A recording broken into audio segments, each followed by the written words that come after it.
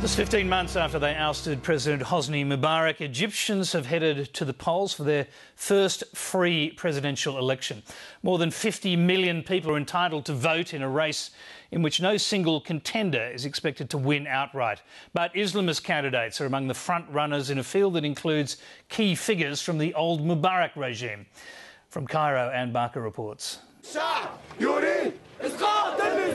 It's been an often bumpy journey from the heady days of protest in Tahrir Square last year, but Egyptians today finally begin voting in their first democratic presidential election in decades. Within an hour, the queues at some polling stations were stretching down the street. I came down to vote because these are the first elections since the time of the pharaohs. The only thing that upsets me is that we still don't have our constitution written yet.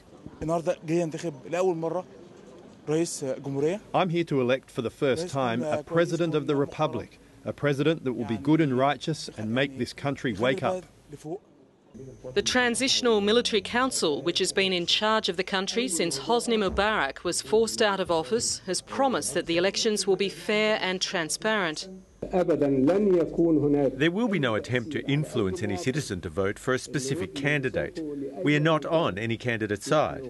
We are not against anyone and we have no stake. And we have said so repeatedly.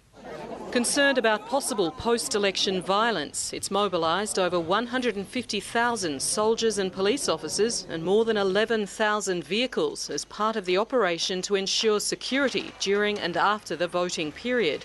Egypt's 53 million eligible voters will be choosing between one of 12 candidates, although no one is expected to win an outright majority in this first round.